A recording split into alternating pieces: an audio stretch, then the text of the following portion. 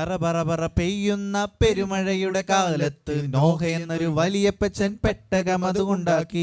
ചറപറപറ പെയ്യുന്ന പെരുമഴയുടെ കാലത്ത് നോഹ എന്നൊരു വലിയപ്പച്ചൻ പെട്ടകം അതുകൊണ്ടാക്കി.